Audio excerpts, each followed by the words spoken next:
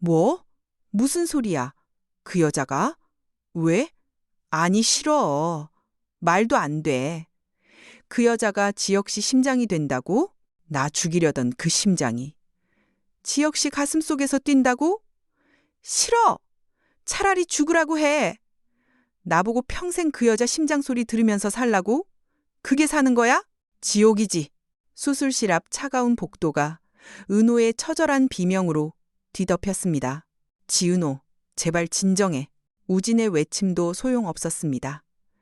자신을 버리고 죽이려 했던 비정한 엄마 고성이 그 악마의 심장을 꺼내 사랑하는 남자를 살려야 하는 신이 내린 가장 잔혹한 형벌이 떨어졌습니다. 죽어서야 비로소 딸의 곁에 심장으로 남게 된 지독한 업보, 피로 맺어진 악연의 사슬, 그 끝에서 시작되는 사랑 이야기, 화려한 날들, 그 충격적인 이야기가 지금 시작됩니다.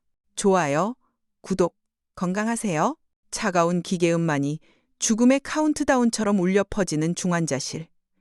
지은호의 손은 하얗게 질린 채 의식 없는 이지혁의 차가운 손을 부서져라 움켜쥐고 있었습니다. 산소 호흡기의 의지에 간신히 오르내리는 지혁의 가슴은 금방이라도 멈출 듯 위태로워 보였습니다. 주치의가 침통한 표정으로 차트를 덮으며 은호를 바라보았습니다. 지은호 씨, 마음의 준비를 하셔야겠습니다. 급성 심근염으로 인한 심부전이 너무 빠르게 진행됐어요. 오늘 밤을 넘기기 힘듭니다. 기적적으로 공여자가 나타나지 않는 한 더 이상 방법이 없습니다. 선생님, 그게 무슨 말씀이세요? 어제까지 멀쩡했잖아요. 같이 밥도 먹고 웃었는데 이 사람이 왜 죽어요? 안 죽어요. 못 보내요, 저. 은호는 바닥으로 무너지며 오열했습니다. 그녀의 비명 섞인 울음소리가 병원 복도의 정막을 찢어발겼지만 지역은 미동조차 하지 않았습니다. 사랑하는 남자가 죽어가는데 자신이 할 수 있는 일이 아무것도 없다는 무력감이 은호의 심장을 난도질했습니다. 같은 시각 박 회장의 저택서재. 이곳의 공기는 병실보다 더 차갑고 날카로웠습니다. 책상 위에는 고성이가 그토록 숨기려 했던 판도라의 상자, 은호의 사망신고서와 우진의 수술 기록지, 그리고 그녀가 빼돌린 비자금 장부가 낱낱이 파헤쳐져 있었습니다. 문이 열리고 아무것도 모르는 척 연기하며 들어오는 고성이. 그녀는 여느 때처럼 우아한 미소를 띠며 박 회장에게 다가갔습니다. 여보, 안 주무시고 뭐해요? 우진이 퇴원 문제는. 닥쳐. 박 회장의 고함과 함께 두꺼운 서류 뭉치가 고성이의 얼굴을 강타했습니다. 종이들이 눈보라처럼 흩날리며 바닥으로 떨어졌고 날카로운 종이에 베인 고성이의 뺨에서 붉은 피가 한 방울 주르륵 흘러내렸습니다. 여보? 이게 무슨? 내 입에서 나오는 숨소리조차 역겨우니까 그 입 다물어. 고성이, 아니, 넌 인간도 아니야.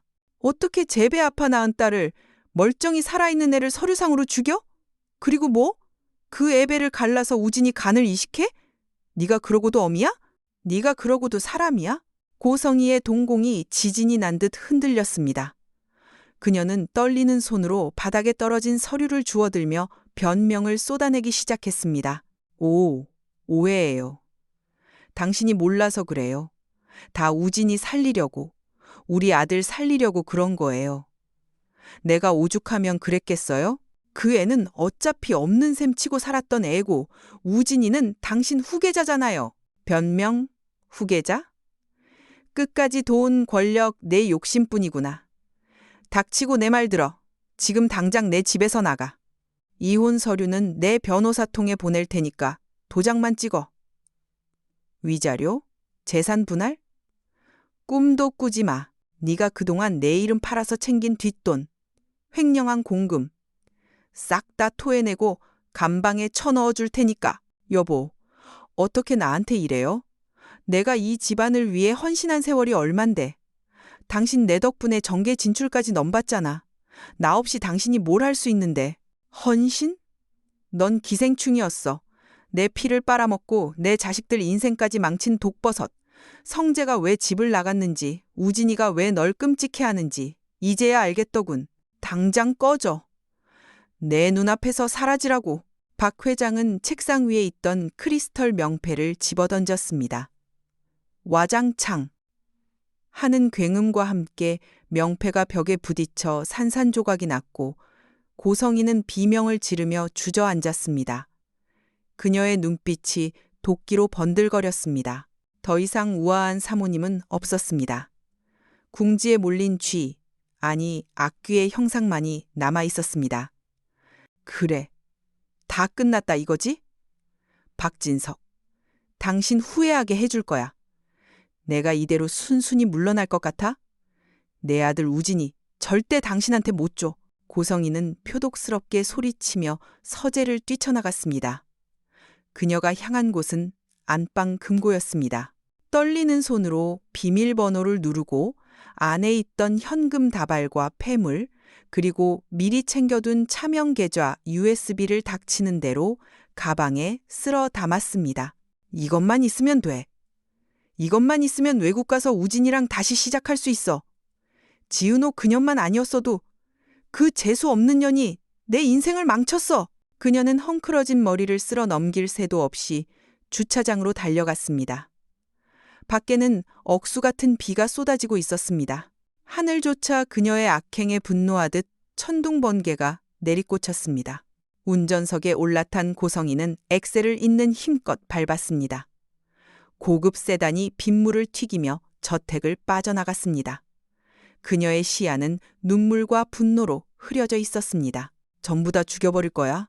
박진석도, 지은호도, 이지혁도. 감히 날 내쳐? 감히 날 빈털터리로 만들어? 속도계의 바늘이 140, 160, 180km를 넘어섰습니다.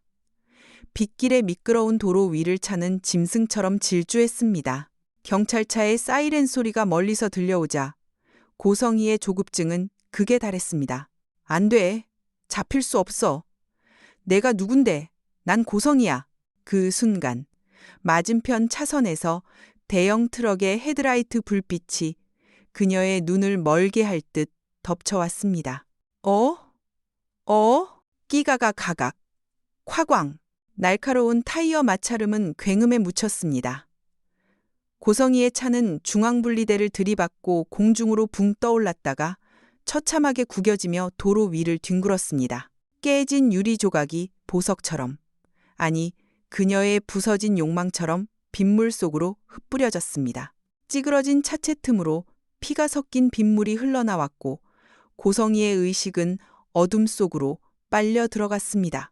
그녀가 그토록 짓밟으려 했던 딸 은호가 있는 병원 방향을 가리킨 채 차는 멈춰 섰습니다.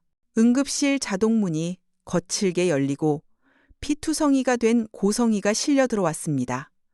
의료진의 다급한 외침과 기계음이 뒤섞인 아수라장 속에서도 그녀의 화려했던 명품 옷까지는 찢어지고 흙탕물에 절어 더 이상 그 주인이 누구인지 알아볼 수 없을 정도였습니다. 운명의 신은 참으로 짙겠게도 그녀를 딸 은호가 지키고 있는 바로 그 청아병원으로 인도했습니다.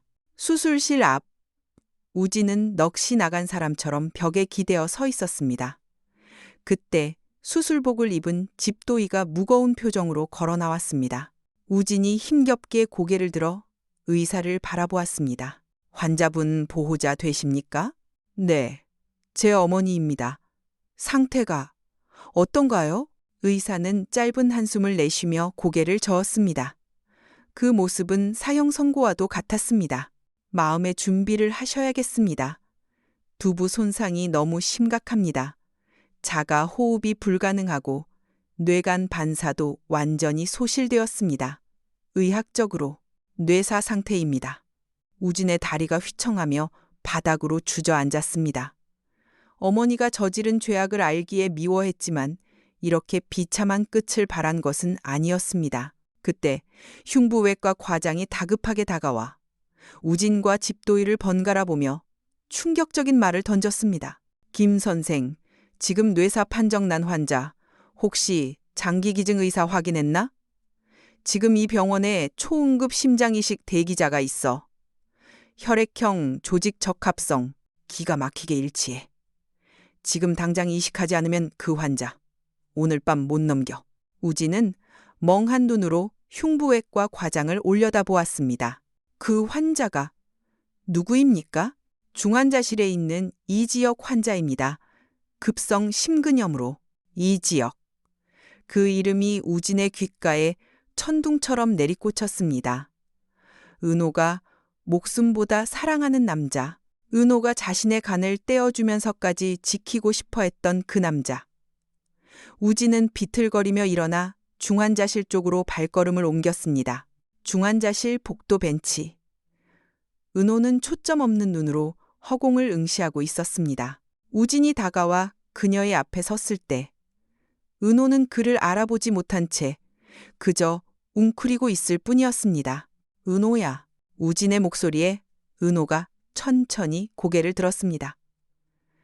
눈물로 퉁퉁 부은 눈이 우진을 향했습니다. 우진아, 지혁씨가.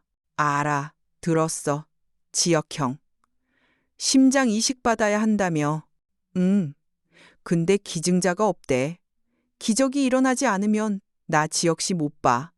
우진아, 나 어떡해? 나 때문에. 내가 너 살린 벌로 하늘이 지혁씨 데려가는 건가 봐. 내가 너무 뻔뻔해서. 은호는 제 가슴을 주먹으로 치며 오열했습니다. 우진은 그런 은호의 양어깨를 꽉 붙잡았습니다. 그의 손이 미세하게 떨리고 있었습니다. 은호야, 내 말 잘 들어. 기증자, 있어. 은호의 눈이 커졌습니다. 희망과 불신이 교차하는 눈빛이었습니다. 누구? 누가 기증해준대? 정말이야?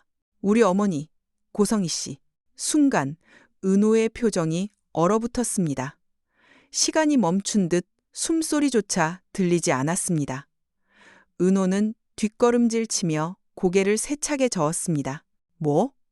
무슨 소리야? 그 여자가. 왜? 아니, 싫어. 말도 안 돼. 그 여자가 지혁씨 심장이 된다고? 나 죽이려던 그 심장이 지혁씨 가슴 속에서 뛴다고? 싫어. 차라리 죽으라고 해. 나보고 평생 그 여자 심장 소리 들으면서 살라고? 그게 사는 거야? 지옥이지! 지은호, 제발 진정해. 우진이 소리치며 은호를 흔들었습니다. 나도 알아. 나도 끔찍해. 하지만 형 살려야 하잖아. 지금 형 살릴 수 있는 심장. 어머니 것밖에 없어. 선택해. 형을 이대로 보낼 건지 아니면 어머니 심장이라도 빌려서 형을 붙잡을 건지. 우진아, 너 어떻게 나한테 이럴 수 있어?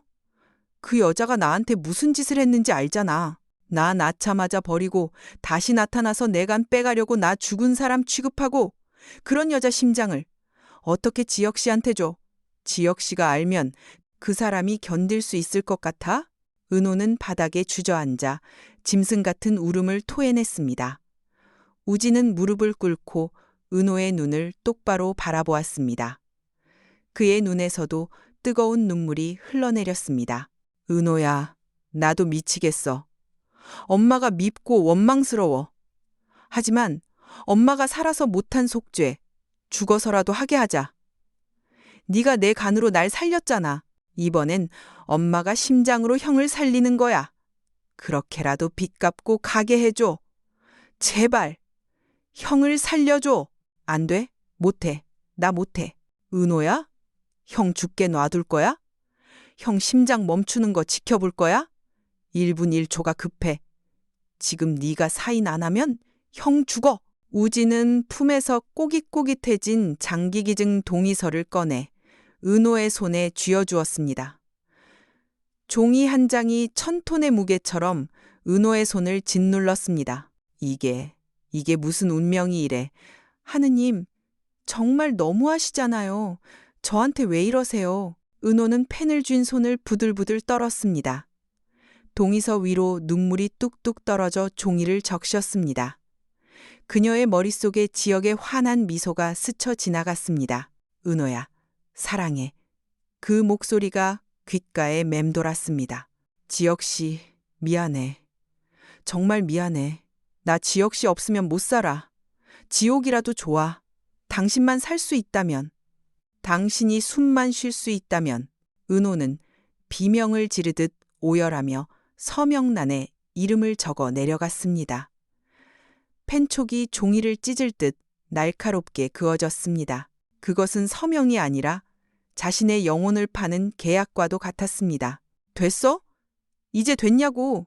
은호는 동의서를 우진의 가슴에 던지듯 밀치고 벽에 머리를 기대며 통곡했습니다. 우진은 동의서를 챙겨 들고 일어서며 죄인처럼 고개를 숙였습니다. 미안하다, 은호야. 평생 내가 갚을게. 미안하다. 우진이 의료진을 향해 달려가고 은호는 텅 빈 복도에 홀로 남겨졌습니다. 창밖에는 여전히 억수 같은 비가 쏟아지고 있었고 천둥 소리는 마치 고성이의 비웃음처럼 혹은 지역의 새로운 심장 박동 소리처럼 쿵쿵 은호의 귓가를 때렸습니다. 수술실 램프에 수술 중이라는 빨간 불이 들어왔습니다. 악마의 심장이 천사의 가슴으로 옮겨지는 잔혹하고도 슬픈 의식이 시작된 것입니다. 띠, 띠, 띠. 규칙적인 심전도 모니터 소리가 병실의 정막을 채우고 있었습니다. 그것은 죽음의 문턱에서 돌아온 생명의 소리였지만 침대 곁을 지키는 은호에게는 마치 시한폭탄의 카운트다운처럼 들렸습니다. 마취에서 깨어난 지역이 천천히 눈을 떴습니다. 흐릿한 시야 너머로 수척해진 은호의 얼굴이 들어왔습니다. 은호야. 갈라진 목소리. 하지만 분명히 살아있는 목소리였습니다. 지역은 본능적으로 손을 뻗어 은호의 뺨을 만지려 했습니다. 그 순간 은호의 몸이 감전된 듯 튀어올랐습니다. 아! 은호는 황급히 뒷걸음질 치며 지역의 손길을 피했습니다. 공포에 질린 눈동자. 지역의 손이 허공에서 무한하게 멈췄습니다. 은호야, 왜 그래? 나야, 지역이, 나. 살았어. 네가 기도해준 덕분에. 지역은 가슴에 손을 얹으며 미소 지으려 애썼습니다. 붕대 감긴 가슴 아래서 누군가의 심장이 힘차게 뛰고 있었습니다. 하지만 그 심장이 뛸 때마다 지역은 알 수 없는 감정의 파도에 휩쓸렸습니다. 이상하다. 은호야, 나 왜 이러지? 널 보는데. 너무 반가운데. 가슴이 미어질 것처럼 아파. 여기가 죄 지은 사람처럼 쿡쿡 쑤셔. 지역의 눈에서 예고 없이 눈물이 주르륵 흘러내렸습니다. 슬픔이 아니었습니다. 그것은 깊고 어두운 심연에서 올라오는 참회와 죄책감이었습니다.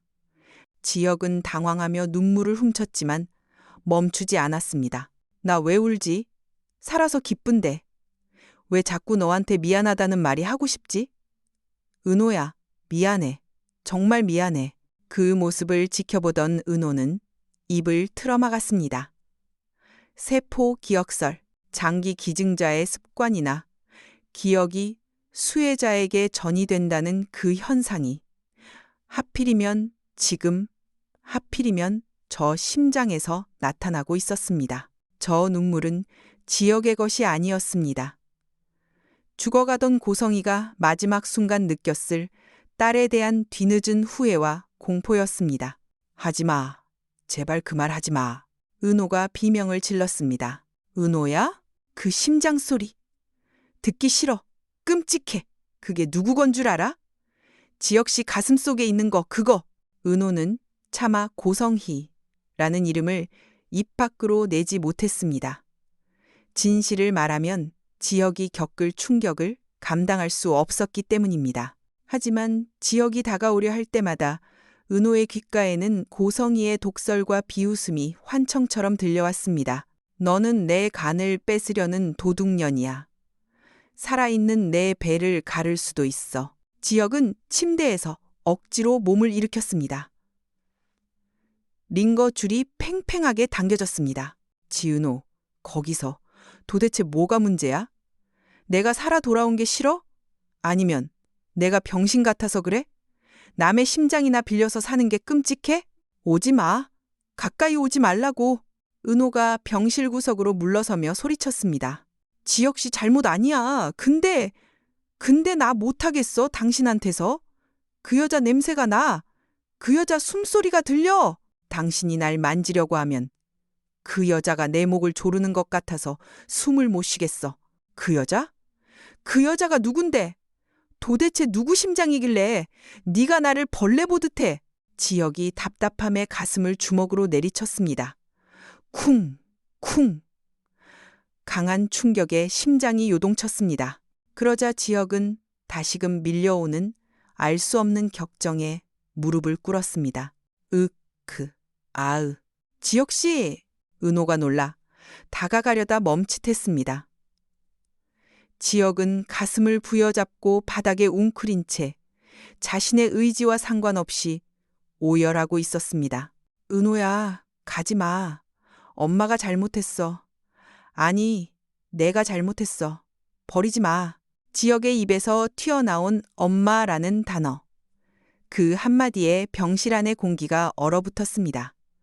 지혁 스스로도 자신이 무슨 말을 했는지 모르는 눈치였습니다. 그는 공포에 질린 눈으로 자신의 입을 막았습니다. 방금 내가 뭐라고 했어? 엄마라니, 우리 엄마는 아닌데. 은호는 다리에 힘이 풀려 주저앉았습니다. 지혁의 몸을 빌려 고성이가 말하고 있었습니다. 죽어서도 딸에게 집착하는 그 지독한 모성, 아니 저주가 지혁을 잠식하고 있었습니다. 나가줘. 혼자 있고 싶어. 은호는 떨리는 손가락으로 문을 가리켰습니다. 은호야, 제발 설명해줘. 내가 미친 거야? 응? 나 무서워. 내 안에서 낯선 사람이 날 조종하는 것 같아. 제발 나가라고. 은호가 링거 거치대를 밀치며 악을 썼습니다. 와장창 소독약 병이 바닥에 깨졌습니다. 간호사들이 소란을 듣고 뛰어 들어왔습니다. 환자분, 이러시면 안 됩니다. 안정을 취하셔야 해요. 의료진에게 붙들려 침대로 옮겨지는 지혁. 그는 끌려가면서도 절박한 눈빛으로 은호를 바라보았습니다. 하지만 은호는 귀를 막고 고개를 무릎에 파묻은 채 떨고 있었습니다. 미안해, 지혁 씨. 난 당신을 살렸지만 우린 이제 끝난 것 같아. 당신 심장이 뛰는 한 난 당신을 사랑할 수가 없어. 은호의 흐느낌이 깨진 유리 조각 위로 흩어졌습니다. 지혁의 가슴 속 고성이의 심장은 아무것도 모른다는 듯 그저 힘차게, 아주 힘차게 뛰고 있었습니다. 쿵, 쿵, 쿵. 검은 양복을 입은 사내들이 텅 빈 장례식장을 지키고 있었습니다. 고성이라는 이름 석자가 적힌 위패 앞에는 국화꽃 한 송이조차 놓이지 않았습니다. 화려한 파티와 명품을 사랑했던 여자의 마지막 치곤 너무나 초라하고 쓸쓸한 풍경이었습니다. 박 회장은 영정사진을 싸늘하게 노려보며 향을 피우는 대신 비서에게 손짓했습니다. 치워. 조문객 받지 마. 부고 기사도 내지 말고. 내 이름 내 회사에 먹칠한 여자야. 가는 길까지 요란 떨게 할 순 없어. 상주 완장을 찬 우진이 힘없이 고개를 숙였습니다. 아버지, 그래도 마지막 가시는 길입니다. 아버지? 누가 네 아버지야? 내 어미가 저지른 짓을 보고도 그 소리가 나와? 박 회장이 소리를 지르며 우진의 멱살을 잡았습니다. 내 어미가 회사 돈 횡령하고 멀쩡한 내 여동생 사망신고까지 해서 내 배에 칼 댄 거. 세상이 다 알면 우리 그룹주가, 내 명예가 어떻게 될 것 같아? 넌 공범이야, 임마. 피해자 코스프레 하지 마. 우진은 반항하지 않았습니다. 아버지의 분노보다 더 아픈 건 어머니가 남긴 유품을 정리하며 마주한 추악한 진실들이었습니다. 그는 품에서 낡은 USB 하나와 서류 봉투를 꺼내 박 회장 앞에 내려놓았습니다. 이게 어머니가 마지막까지 챙겨서 도망치려 했던 것들입니다. 차명 계좌, 비자금 장부, 그리고 아버지 약점 잡아 협박하려 모아둔 녹취록까지 전부 여기 있습니다. 박 회장의 눈이 탐욕스럽게 빛났습니다. 그는 낚아채듯 봉투를 열어 내용을 확인했습니다. 독한 여자. 끝까지 날 물고 늘어지려고. 그래, 이거면 됐다. 이걸로 덮으면 돼. 박 회장은 안도의 한숨을 내쉬며 우진을 돌아보았습니다.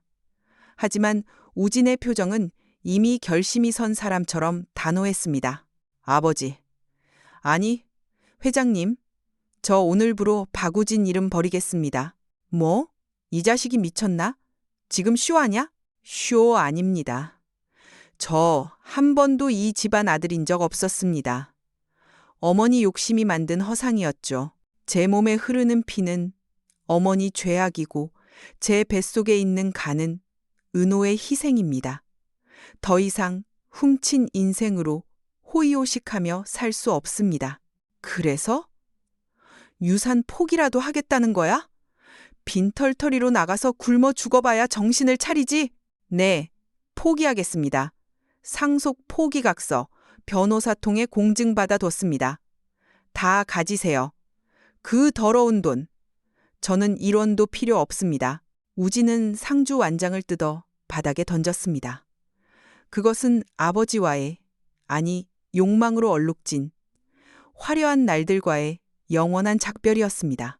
며칠 뒤 은호의 집 앞 우편함에 하얀 봉투 하나가 꽂혀 있었습니다. 은호는 떨리는 손으로 봉투를 열었습니다. 익숙한 글씨체, 우진의 편지였습니다.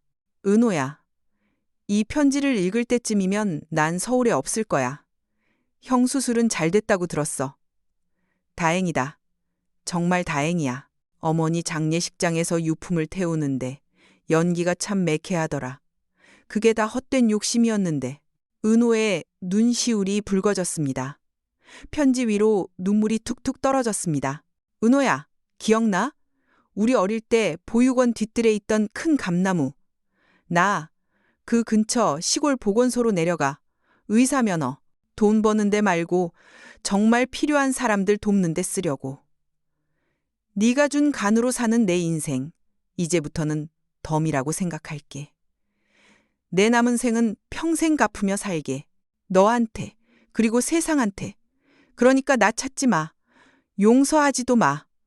그냥 어디선가 한우진으로 조용히 속죄하며 살고 있다는 것만 알아줘. 건강해라. 내 하나뿐인 혈육, 은호야. 바보 같은 놈. 오빠라고 한번 불러주지도 못했는데 도망치면 다야? 은호는 편지를 가슴에 품고 주저앉아 엉엉 울었습니다. 미워할 수도 용서할 수도 없는 쌍둥이 오빠. 죄인의 아들이라는 멍에를 짊어지고 스스로 유배를 떠난 우진의 뒷모습이 눈앞에 그려지는 듯 했습니다. 그 시각, 허름한 시외버스 터미널. 우진은 낡은 배낭 하나를 맨 채 버스에 올랐습니다. 명품 정장 대신 수수한 점퍼를 입은 그의 얼굴은 그 어느 때보다 편안해 보였습니다. 창밖으로 멀어지는 서울의 풍경. 빌딩 숲 위로 고성이가 그토록 갈망했던 화려한 네온사인이 번쩍였지만 우진은 더 이상 그곳을 돌아보지 않았습니다. 학생, 어디까지 가? 버스 기사의 질문에 우진은 희미하게 미소 지으며 대답했습니다. 가장 먼 곳으로요. 다시는 돌아오지 않을 곳으로. 버스가 덜컹거리며 출발했습니다.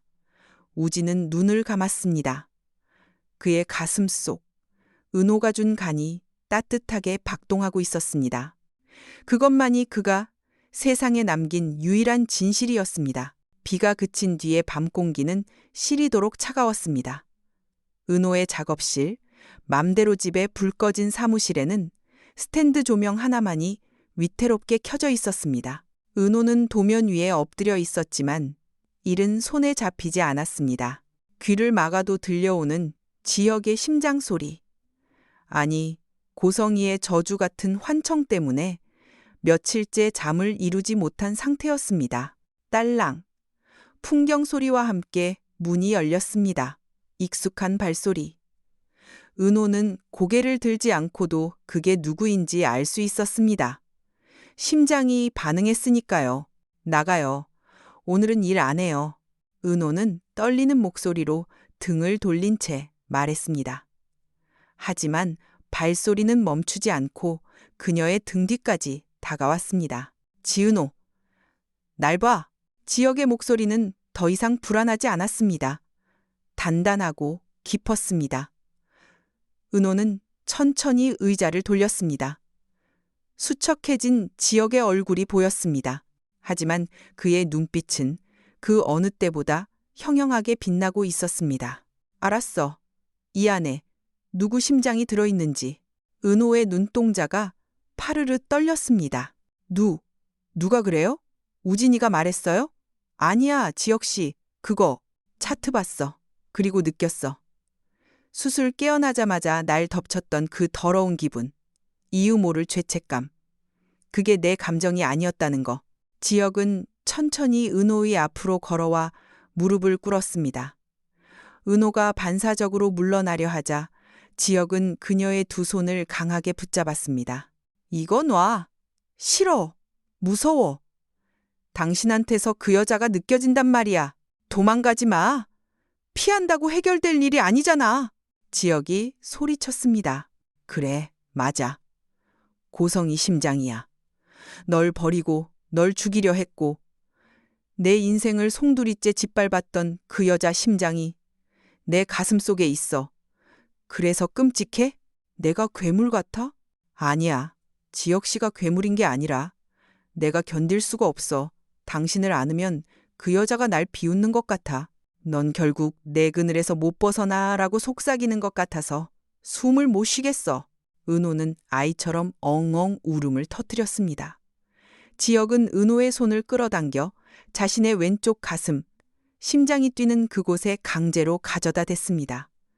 쿵, 쿵, 쿵. 손바닥을 통해 전해지는 강렬한 박동. 은호는 불에 데인 듯 손을 빼려 했지만 지혁은 절대 놓아주지 않았습니다. 잘 들어, 똑바로 느껴. 지혁이 은호의 눈을 뚫어지게 바라보며 말했습니다. 이 심장, 이제 고성이가 아니야. 그 여자는 죽었어. 빗길에서 비참하게 죗값 치르면서 끝났어. 지금 내 손바닥 밑에서 뛰는 이거, 그냥 근육 덩어리야. 펌프라고. 아으. 아니야. 들려, 소리가. 아니, 들리는 건 내 목소리야. 이 심장의 주인은 나, 이 지역이야. 내 피가 돌고 내 숨이 들어가서 뛰는 온전히 내 것이라고. 지역의 눈에서 굵은 눈물이 떨어져 은호의 손등을 적셨습니다. 하늘이 왜 나한테 이 심장을 줬을까? 나도 원망했어. 차라리 죽는 게 낫다고 생각했어. 근데 아니더라. 지역은 목이 메어 잠시 말을 잇지 못하다가 토해내듯 고백했습니다.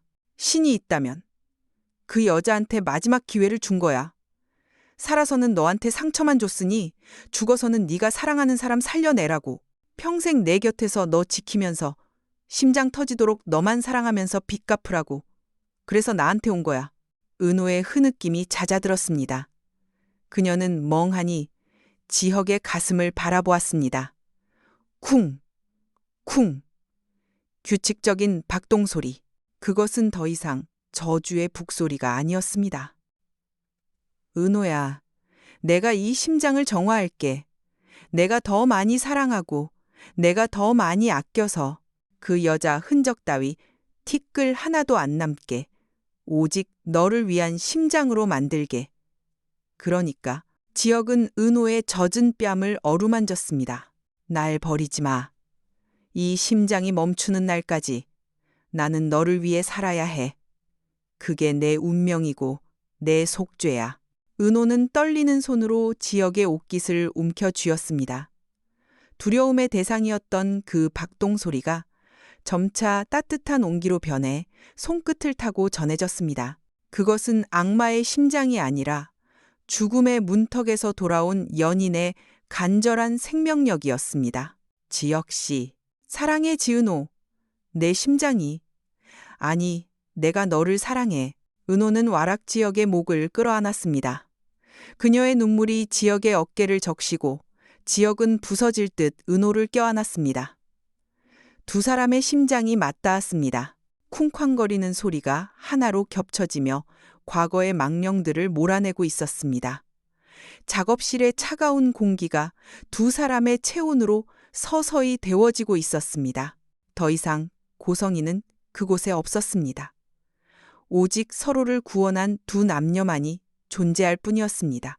계절이 4번 바뀌고 다시 눈부신 햇살이 쏟아지는 초여름이 찾아왔습니다. 서울 강남의 한복판, 세련된 건물 외벽에는 종합 인테리어 그룹 맘대로 집이라는 간판이 햇빛을 받아 번쩍이고 있었습니다. 1년 전 작은 창고에서 시작했던 그들의 꿈은 이제 업계에서 가장 주목받는 브랜드가 되어 있었습니다. 대표실 문이 열리고 말끔한 수트 차림의 지역이 들어왔습니다.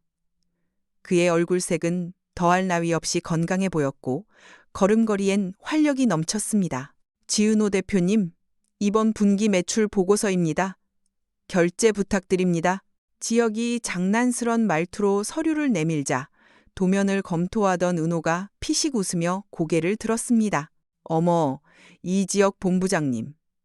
공사 현장 감리 나가신다더니 여기서 농땡이십니까? 농땡이라니요. 세상에서 제일 중요한 클라이언트 만나러 왔죠? 내 심장이 시켜서요. 빨리 보고 싶다고 어찌나 쿵쿵대는지 일에 집중을 못하겠더라고요.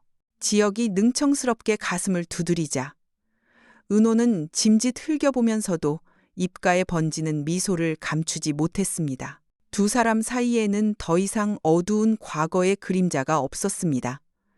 그저 서로를 향한 단단한 신뢰와 애정만이 공기를 채우고 있었습니다.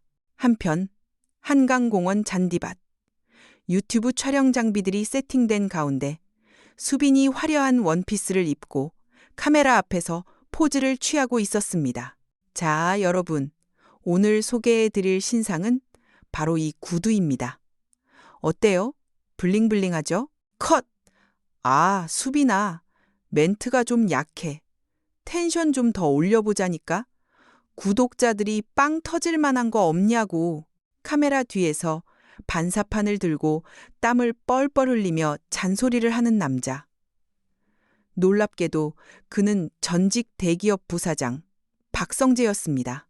회장 아버지의 반대를 무릅쓰고 경영권을 내려놓은 그는 이제 사랑하는 여자의 전속 PD이자 매니저로 제2의 인생을 살고 있었습니다. 아, 진짜. 오빠가 해보든가. 무거워 죽겠는데 자꾸 끊을래? 그리고 반사판 각도 좀 제대로 맞춰봐. 내 얼굴 그늘지잖아. 수빈이 뾰로통하게 소리치자 성재는 허둥지둥 반사판을 고쳐들며 쩔쩔맸습니다. 알았어. 알았어. 우리 여왕님, 화 푸세요. 끝나고 내가 최고급 한우 쏜다. 어때? 한우로 퉁치려고? 이번 영상 조회수 100만 안 나오면 국물도 없는 줄 알아. 하하, 100만? 내가 누굽니까? 박성재 PD야. 기획부터 편집까지 영혼을 갈아 넣을 테니까 걱정 붙들어 매셔. 티격태격하지만 꿀이 뚝뚝 떨어지는 두 사람. 재벌가의 딱딱한 껍데기를 벗어던진 성재의 얼굴은 그 어느 때보다 자유롭고 행복해 보였습니다. 해질녘, 교회의 추모 공원. 지역과 은호는 옥례의 묘소 앞에 나란히 섰습니다. 비석 앞에는 옥례가 생전 좋아했던 하얀 국화와 갓 구운 단팥빵이 놓여 있었습니다. 할머니, 저 왔어요. 못난 손자. 이제야 인사드려요. 저 진짜 죽다 살아났거든요. 할머니가 하늘에서 지켜주신 덕분이에요. 지역이 눈시울을 붉히며 비석을 어루만졌습니다. 은호는 그 곁에서 조용히 지역의 손을 잡았습니다. 할머니, 걱정 마세요. 지역 씨, 제가 지킬게요. 그 어떤 아픔도 슬픔도 다시는 우리 틈에 못 들어오게. 제가 아주 꽉 붙잡고 살게요. 지역은 은호를 마주보며 주머니에서 작은 반지 케이스를 꺼냈습니다. 은호야, 1년 전 그날 내 심장이 멈출 뻔했을 때 마지막으로 생각난 사람이 너였어. 그리고 다시 눈을 떴을 때 처음 본 사람도 너였고. 지역은 은호의 손가락에 반지를 끼워주며 떨리는 목소리로 고백했습니다. 내 두 번째 삶은 온전히 너를 위한 거야. 우리 결혼하자. 이제 아프지 말고 숨지 말고 남들처럼 평범하고 시시하게 그렇게 늙어 죽을 때까지 같이 살자. 은호의 눈에서 기쁨의 눈물이 툭 떨어졌습니다. 좋아요, 지혁 씨. 당신이랑 함께라면 어떤 날도 화려한 날이 될 거예요. 두 사람은 노을 지는 언덕 위에서 입을 맞췄습니다. 멀리서 불어오는 바람이 두 사람을 축복하듯 부드럽게 감싸 안았습니다. 그날 저녁, 상철의 집. 온 가족이 모여 왁자지껄한 저녁 식사를 하고 있었습니다. 다정은 부지런히 갈비찜을 날랐고 상철은 헛기침을 하면서도 지역의 밥그릇에 고기를 얹어주었습니다. 많이 먹어라. 사내 놈이 비쩍 말라가지고 회사 일하려면 밥심이 중요해. 네, 아버지. 잘 먹겠습니다. 아버지도 드세요. 무뚝뚝하지만 정이 담긴 아버지와 아들의 대화. 그 모습을 흐뭇하게 바라보던 다정이 웃으며 말했습니다. 아유, 우리 집안에 이제야 봄이 왔네.